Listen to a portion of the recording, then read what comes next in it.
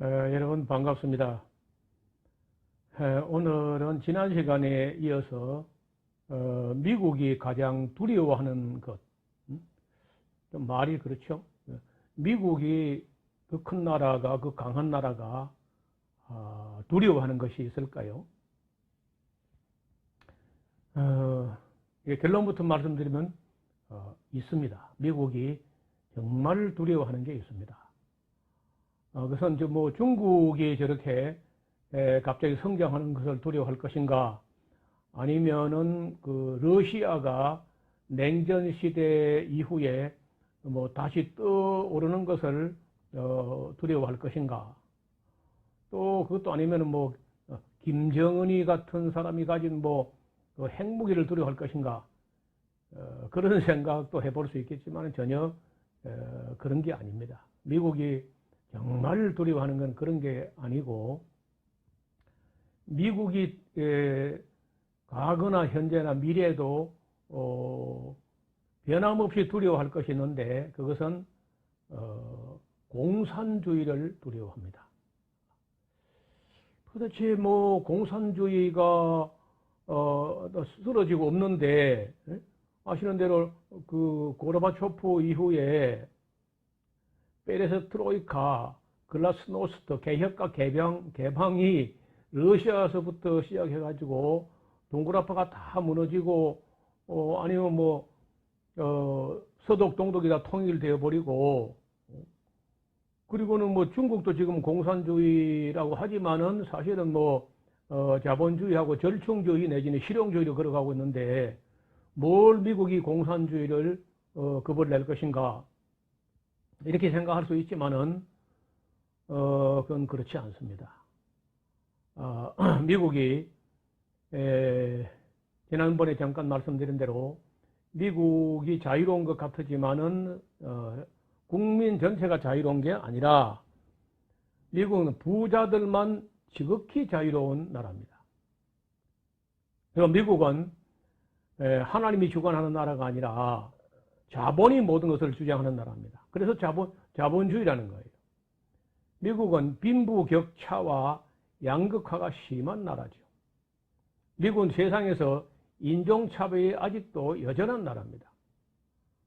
그리고 미국은 서민들과 가난한 사람들의 불만이 아주 팽배해 있는 나라입니다. 미국은 자본이 국민의 신분을 만들어내는 나라이죠. 그리고 미국의 부자들은 영원한 부를 누리려고 하는 그런 나라입니다. 이러한 미국 땅에서 만약 공산주의 혁명으로 폭동이 일어나게 되면, 미국의 부자들과 자본가들은 자기들의 가진 모든 것이 하루아침에 다 잃어버리게 되고, 심하면 자신들의 목숨도 부주의할 수 없을 것이라고 생각하고 있기 때문에, 공산주의 나라가 총이나 뭐 폭탄을 가져오는 걸 두려워하는 것이 아니라, 공산주의 사상이 자기 나라 국민들을 선동해서 폭동이 일어나는 것, 이걸 가장 두려워한다는 거죠. 왜냐하면 유럽에서 일어나는 공산주의 혁명을 눈을 똑바로 뜨고 보아왔기 때문이죠. 미국은 그 부자들을 위하여 공산주의 혁명을 철저하게 막아내야만 했습니다. 바로 지난 20세기에 유럽에서 소련을 따라서 공산주의 혁명이 줄줄이 일어나게 됐는데, 그런 나라들이 전 세계적으로 빠르게 팽창하는 것을 보아왔습니다. 뭐 라오스, 베트남, 중국, 쿠바, 북한, 남예멘, 동독, 루마니아, 모잠비크, 몽골, 베냉, 불가리아, 소련, 소말리아, 아프가니스탄, 알바니아, 앙골라, 이디오피아, 유고슬라비아, 체코, 슬로바키아, 캄보디아, 콩고, 폴란드, 헝가리, 뭐 이런 나라들이 다 줄줄이 그저 짧은 시간 내에 공산주의 혁명 내지 사회주의 혁명이 일어나고, 그래서 이제 사회에 큰 변혁이 일어나면서 어떤 나라는 왕의 목이 달아나고 부자들이 가진 거 다 그저 빼앗기게 되고 이런 것을 봤기 때문에 만약에 미국에서 공산주의 혁명이 일어나게 되면 안 된다는 거죠. 그래서 미국에서는 공산주의 혁명이 일어나서도 안 되고 사회주의 혁명이 일어나서도 안 되고 지금 가지고 있는 부자들이 그대로 그 자본을 그 부를 지켜내야 한다고 생각하기 때문에 그래서 미국이 공산주의를 두려워하는 겁니다. 그래서 철저하게 뭐 그 미국에서는 예를 들어서 뭐 그 좌파라든지 이런 거 없어요. 중도도 없습니다. 그냥 다 우파입니다. 그 공화당만 우파가 아니라 민주당도 똑같이 우파예요. 그래서 절대로 미국에서는 공산주의나 사회주의 혁명이 일어나서는 안 된다. 그것은 국민을 위해서가 아니라 부자들과 자본가들과 유대인들을 위해서 절대로 그런 혁명이 일어나서는 안 된다고 생각하기 때문에 그래서 미국이 공산주의를 두려워하는 겁니다. 구소련의 공산주의는 굉장히 빠르게 팽창하고 있었죠. 이러한 변화가 계속되면은 미국에서도 국민들의 의식이 깨어나게 되어 머지않은 날에 미국 안에서도 이러한 혁명이 일어나고 폭동이 일어날 것을 미국의 부자들은 극도로 경계하고 두려워하고 있는 것입니다. 지금도. 앞으로도 두려워할 겁니다. 그래서 이 한때 공산주의까지는 아니라도 자본주의와 공산주의의 중간 단계라고 하는 사회주의 사상의 혁명은 뭐 중동 일대에는 말할 것도 없고 아프리카까지 다 덮었어요. 그저 영국에서 파생된 어떤 옛날 연방이었던 나라들 그 몇 나라 남기고는 뭐 거의 다 공산화 됐다고 할 수 있겠죠. 예멘, 독일의 일부, 루마니아, 니카라과, 모잠비크, 몽골, 베냉, 불가리아, 러시아, 우크라이나, 벨라루스, 우즈베키스탄, 몰도바, 조지아, 아르메니아, 아제르바이잔, 라트비아, 리투아니아, 에스토니아, 카자흐스탄, 키르기즈스탄, 타지키스탄, 투르메니키스탄, 소말리아, 아프가니스탄, 알바니아, 앙골라, 에티오피아, 세르비아, 몬테네그로, 크로아티아, 슬로베니아, 북마게도니아, 보스니아, 헤르체고비나, 체코, 슬로바키아, 캄보디아, 콩고, 폴란드, 헝가리까지 말이죠. 이렇게 전부 다 공산주의 내지는 사회주의 혁명으로 세상이 뒤집어지는 걸 봤기 때문에 미국은 정말 공산주의 혁명을 예나 지금이나 여전히 두려워하고 있는 것입니다. 네, 그러면 이 공산주의가 그런 혁명이 일어나게 된 그 동기와 목적, 방법 이런 것을 조금 돌아보려고 합니다. 100년 전에 일어났던 일이고 해서 뭐 쉽지 않지만 그래도 간단하게 살펴보려고 합니다. 일단 공산주의 혁명이 일어나게 된 것은 중세, 즉 근세로 넘어오는 동안에 봉건주의를 타도하기 위한 그런 그 혁명으로 일어난 겁니다. 봉건주의란 전쟁터에 나가서 공을 세운 어떤 장군이 국가로부터 어떤 봉토나 어떤 지역을 할당받아 가지고 거기서 다스리는데 그러면 그 밑에 일하는 모든 사람들은 거의 노예와 다름없는 그런 삶을 살았습니다. 농민이라는 말을 가끔 우리 쓰지만 그때는 농민이 없고 그저 노동자 내지는 농업 노예만 있고 자기 농토를 가지고 있는 농민이 거의 없었다는 거죠. 그래서 이 봉건주의라는 것은 공산주의 혁명이 아니라 할지라도 어떤 모양으로든지 청산돼야 할 그런 사회 제도였기 때문에 공산주의 혁명이 가지고 그 봉건주의가 타도된 것은 사실입니다.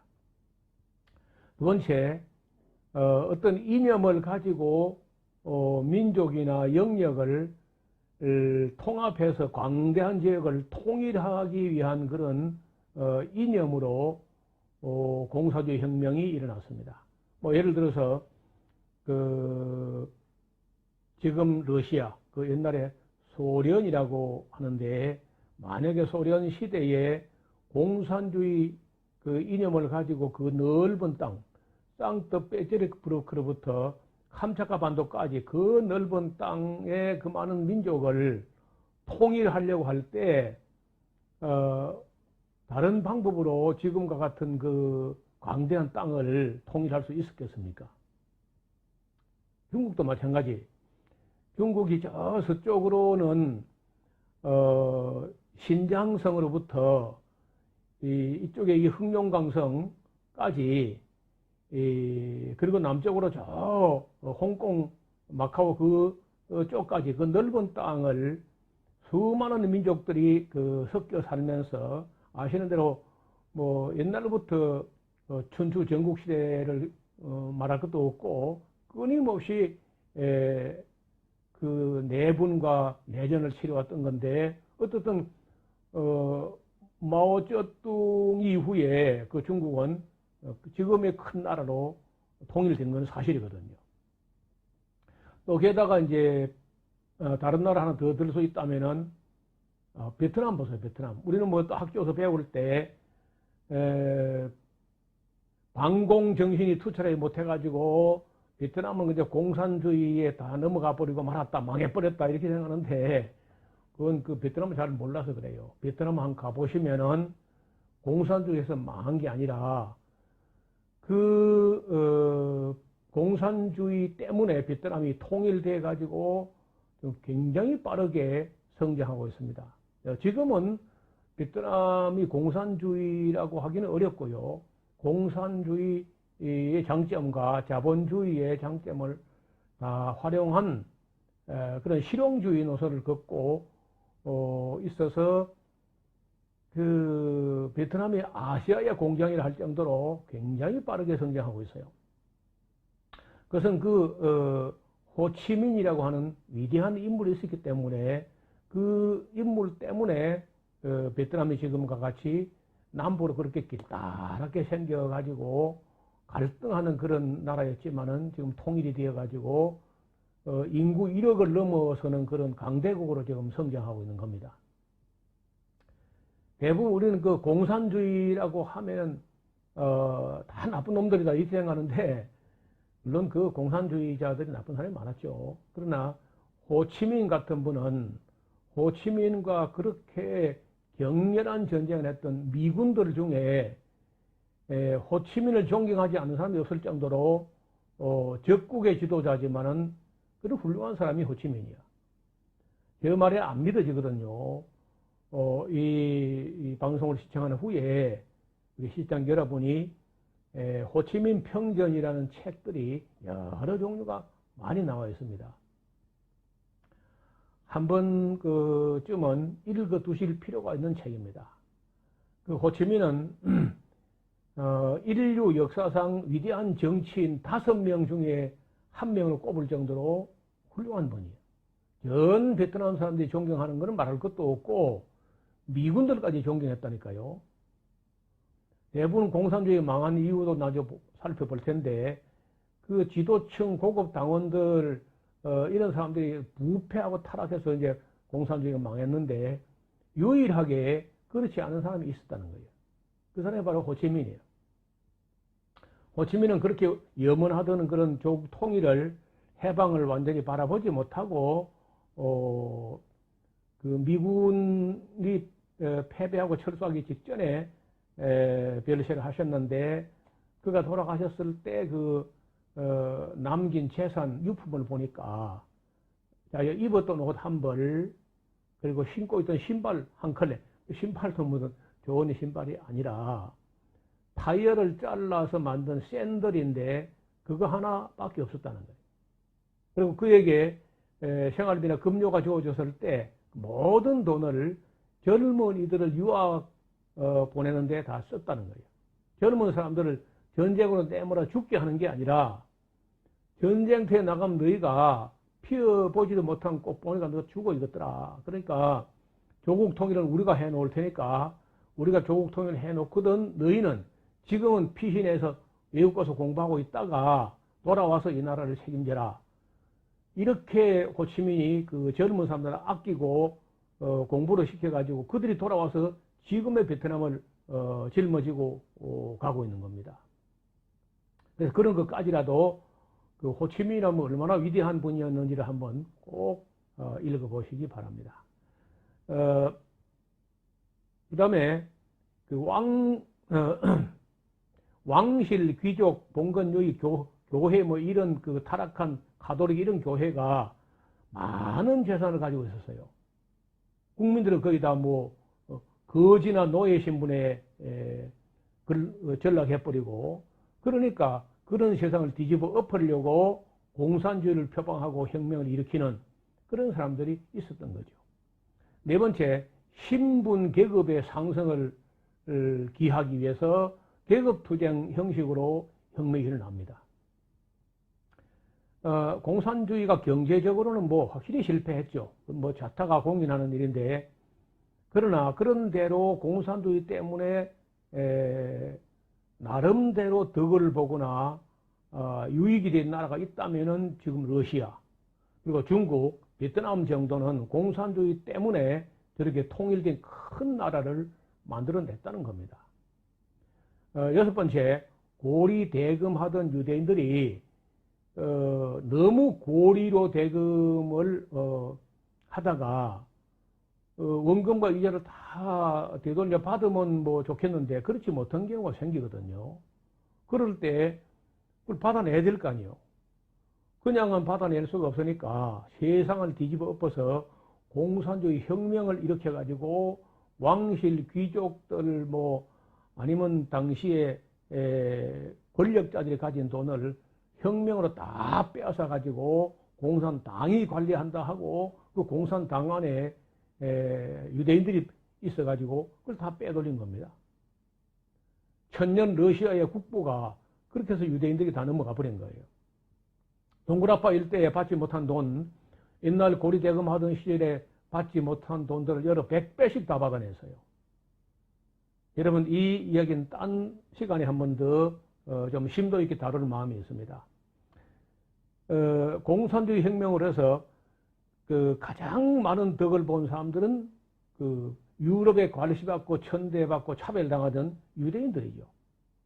그 사람들이 공산주의 혁명을 해가지고 그 유럽에서 동굴아파를 비롯해서 러시아까지 그 많은 그 왕실과 교회와 재벌들 부자들이 가지고 있던 건 모조리 다 압수해가지고 그 돈 끌어모아가지고 자금 세탁을 해가지고 오늘날 미국을 다 사버릴 정도로 해서 유대인들이 그 덕을 본 게 공산주의 때문에 유대인들이 부자가 된 겁니다.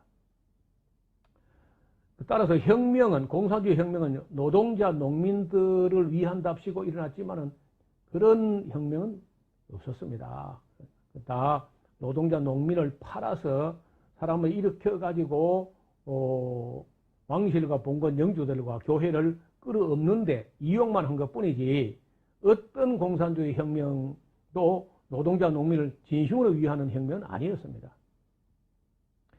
그 국민들을 평등하게 잘 살게 해 주겠다는 그런 선전을 가지고 혁명을 일으켰지만은 그 선전대로 실천한 혁명은 없습니다. 다 거짓말이었어요. 그래서 그런 공산주의의 그 선전과 선동 이런 그 프로파간다라고 하는 모든 그 선전은 그 악한 거짓말에 불과합니다. 이렇게 해서 공산주의 혁명이라는 게 일어났기 때문에 혁명까지는 성공했을지 모르나 지속적으로 그것이 이어갈 수 없는 그 악한 혁명이 되고 말았습니다. 그러면 이쯤에서 우리는 그 공산주의 혁명이 그 좋은 이론과 지상 낙원을 건설할 같이 나섰던 사람들이 왜 그렇게 비참하게 무너지고 또 실패했는가? 그 원인도 좀 살펴봐야 돼요. 첫 번째, 공산주의 혁명을 일으킨 사람들이 문제야. 막스 엥겔스의 이론대로 정말 노동자, 농민을 위해서 일으킨 게 아니라 악한 사람들이 혁명을 일으켜 권력을 잡아가지고 돈을 빼돌리기 때문에 망한 거죠. 또 공산주의 체제 하에서 권력 잡은 당원들의, 고급 당원들의 욕심을 통제할 방법이 없습니다. 그럼 망하죠. 그리고 노동자, 농민들, 약자들에게 너무 가혹하게 강제 노동을 시키고 또 배급은 인색하게 했기 때문에 실패합니다.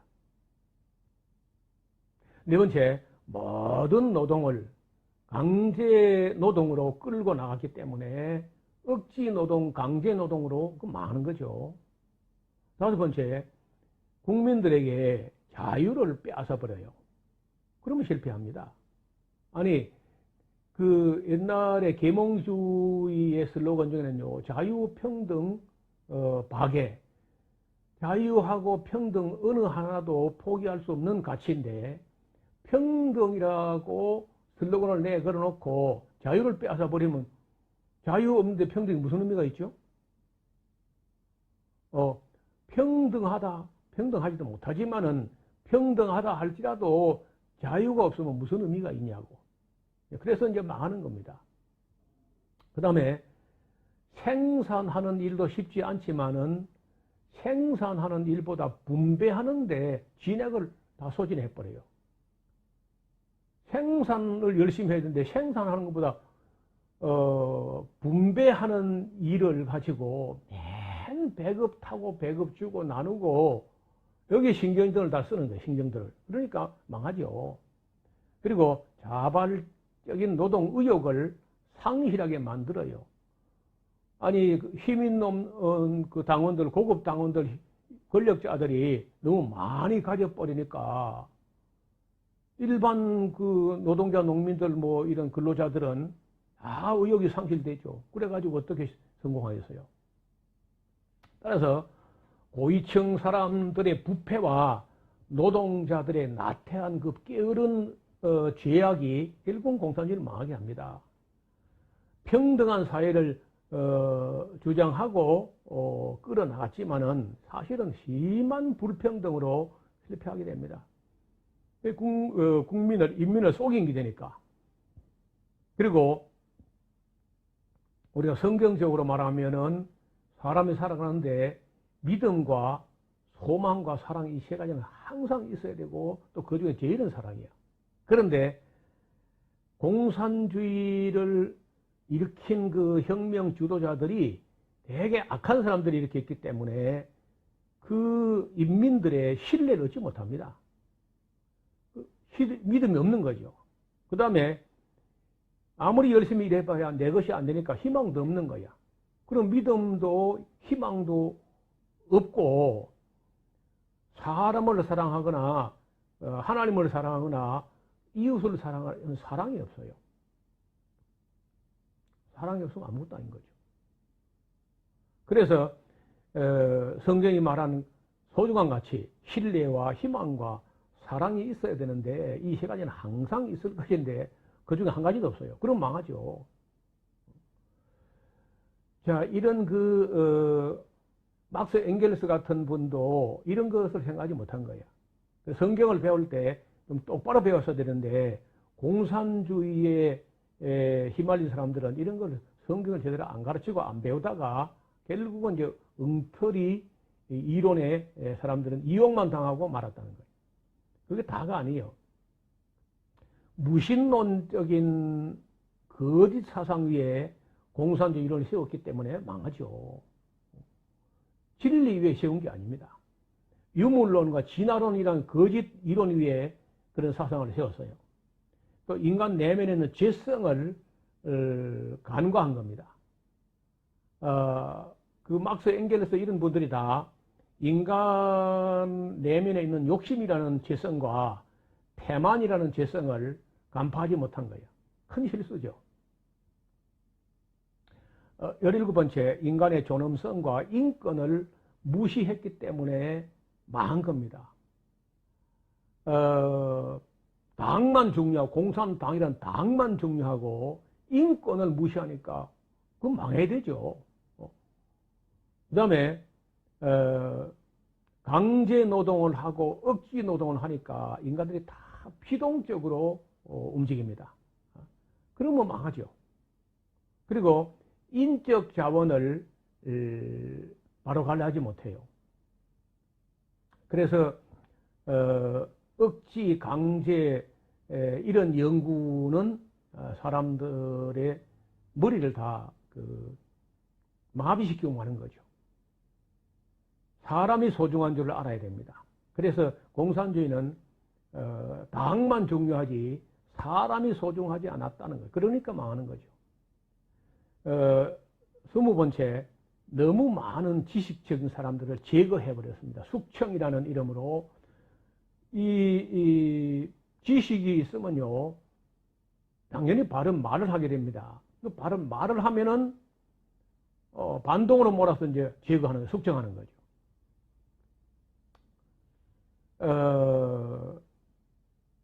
언로가 막히고 바른 말을 할 수 없는 그런 세상은 절대 발전하지 못해요.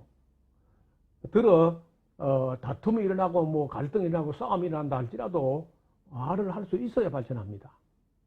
다 입을 막아버리고 이론도 때려치우고 노동 현장으로 내몰면 노동 현장에서 지혜와 기술이 발전한다. 이게 공산주의 이론인데 그거 해보니까 안 되는 겁니다. 공산주의를 해본 사람들 중에 유명한 말을 남겼는데, 공산주의 치하에서 노동자는 일을 하는 척 했고 당은 배급을 주는 척 했다는 거예요. 그럼 일 안 했다는 것이고 배급 안 줬다는 얘기죠. 아까 말씀드린 바른 말을 하고 옳은 말을 하고 누가 나서면은 그냥 반동으로 몰아서 숙청해 버립니다. 그래 가지고야 나라가 서지 못하죠. 그 일당 독재, 1인 독재, 이런 독재를 견제할 세력이 존재하지 않았습니다. 만약에 일당 독재라도 1인 독재라도 선을 베푼다면야 가능할 수 있죠. 근데 인간이 근본적으로 타락했기 때문에 권력을 가진 자가 선을 베풀기 어렵습니다. 그래서 망한 거죠. 언론은 진실을 말하지 않았고, 언론이 있기는 있죠. 공산주의도. 다만 국민들을 속이는 데만 열심을 냈어요. 선전과 선동, 프로파간다라고 그러죠. 국민을 움직이게 하는데 손과 발과 몸뚱아리는 움직이게 하지만은 마음을 움직이게 하지 못해요. 그래서 망한 겁니다. 그리고 진실한 대화가 사라지게 되었고 공산주의는 결국 망하게 된 겁니다. 우리가 지난 세기 20세기에 일어났다가 세계 도처에서 거의 함께 망해버린 이 공산주의가 왜 망했는가, 왜 또 망할 수밖에 없는가 하는 것을 이렇게 살펴보았습니다. 이런 그 공산주의는 지금 염려하지 않아도 다시 이런 공산주의가 일어나 가지고 남한이 무슨 공산화되거나 아니면 뭐 미국이 공산화되거나 그렇게 되지 않을 겁니다. 지금 공산주의는요, 제가 보기에는 북한 사람도 진력이 나서 지금. 그래서 북한은 지금 공산주의 용어를 아예 다 뺐습니다. 전혀 공산주의라는 말을 쓰지 않고 북한이 지금 가는 거는 사회주의도 아니야. 자본주의는 물론 아니고, 그래서 북한이 지금 가는 길은 공산주의도 아니고 사회주의도 아니고 자본주의도 아니고, 그럼 뭐냐? 자기들 말로 우리식 사회주의라고 이름을 붙였는데, 그것은 그저 김일성 교를 믿는 하나의 종교입니다. 종교. 전혀 그 공산주의도 아니고 사회주의도 아니야. 저런 체제는 창세 이후 없는 그런 체제예요. 어떤 사회주의는 어떤 공산주의가 3대 세습을 하는 그런 사례는요, 전무후무한 일이죠. 그래서 지금 뭐 북한이 와서 남한을 적화 통일하고 뭐 공산할 것이다. 그런 악선전하는 분들이 있는데 그건 말도 안 되는 소리입니다. 북한도 공산주의를 지금 하기 싫어해요. 딱히 지금 뭐 할 만한 일이 없는 거예요. 자, 더 웃기는 게 미국이 공산주의를 두려워한다? 공산주의가 뭐 와서 총칼이나 대포를 가지고 미국을 공격하나요? 전폭기를 가지고 누가 미국을 공격할 나라가 있나요? 아니잖아요. 미국이 두려워하는 것은 공산주의 나라가 가지고 올 총이나 칼이나 대포나 미사일이나 원자탄 이런 게 아니라 공산주의적 혁명. 다시 말하면은 빈익빈 부익부가 극에 따라서 양극화되어 있을 때 미국 안에 있는 국민들이 폭동이 일어나거나 혁명에 가까운 어떤 사회 변화가 일어나는 걸 너무 두려워하는 겁니다. 자, 이런 세상에서 무력으로 미국을 침공할 나라는 존재하지 않는다는 거죠. 누가 봐도. 이러한 사실을 잘 알고 있는 미국이 도대체 무슨 위험이 있기에 국방비, 국방 예산을 800조 원, 한국 돈으로 800조 원이나 편성하고 있습니다. 여러분 아시는 대로 2020년도 대한민국 정부 예산이 약 500조 원 조금 넘지요. 그런데 미국은 국방부 예산만 해도 800조 원이 넘어요. 놀랍지 않습니까? 미국이 경계하고 두려워하는 것은 폭탄이나 군대가 아니라 지성과 사상적인 공격을 두려워하고 있는 겁니다. 이는 미국을 지키기 위한 것이 아니라 미국의 부자들, 미국의 자본가들, 미국 안에 유대인들을 지키기 위한 것뿐이에요. 미국의 일반 국민들은 부자들, 즉 자본가들을 지켜주기 위하여 그 많은 세금을 납부하고 있는 겁니다. 국방 비용을 거의 사용하지 않아도 될 나라에서 누구를 위하여 무엇을 방어하기 위해서 국방부가 그렇게 많은 예산을 사용해야 된다는 것인지 생각해 보시기 바랍니다. 다시 말씀드린데 미국은 민주주의 나라 같지만은 아닙니다. 자본주의 나라입니다. 어떤 학자가 말하기를 민주주의 국가에 개 한 마리를 기르고 있는데 그 개가 뭐냐? 자본주의라는 개라는 거예요. 민주주의 가정에 자본주의라는 개 한 마리를 기르고 있는데 그 개가 얼마 자라서는 민주주의라는 주인을 물어 죽이거나 잡아먹거나 할 거다. 이렇게 한 말씀 한 분이 있는데 그렇게 될 겁니다.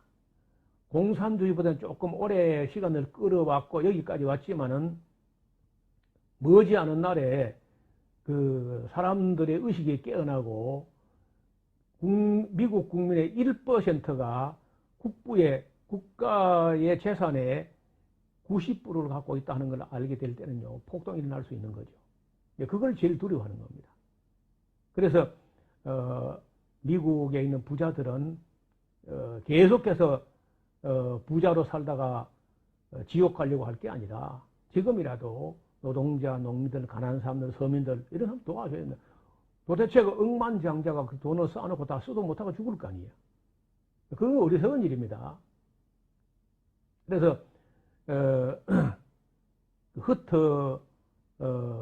나누어주고 어려운 사람을 돕고 의료보험 없는 사람을 다 의료보험 혜택을 받게 하고 이렇게 해야 되지. 미국이라는 나라가 앞장서는 나라가 선진국이 잘해야 모든 나라 따라할 텐데 제가 보기엔 미국이 결코 잘한 나라가 아닙니다. 지금까지 그 코로나19 대처하는 거 보세요. 미국 국민 전체 350만 정도가 노숙자입니다. 그리고 그 350만 그 이상이 의료보험이 없어요. 아예. 그래서 지금 현재 미국 같은 데에서 코로나19가 저렇게 기승을 부리는 것도 그 사회 제도가 그렇게 잘못되어 있기 때문에 그럴 수밖에 없다고 봐요. 우리가 미국이나 어떤 나라도 좋은 것이야 배우고 본받지만은 미국의 이 잘못된 것까지 본받자고 그렇게 고함을 지를 필요 없습니다. 그래서 자유 하지만은 미국이 말하는 자유는 가진 자의 자유, 자본가의 자유, 유대인의 자유일 뿐이고 가난한 사람들은 아무런 자유가 없고 그들이 자유민주주의라고 말하고 있지만 실제는 노예민주주의입니다. 이 점을 잊지 마시기를 바랍니다. 오늘 이야기는 여기까지 하고 정리합니다. 또 다음 시간에 만날 수 있기를 바랍니다. 감사합니다.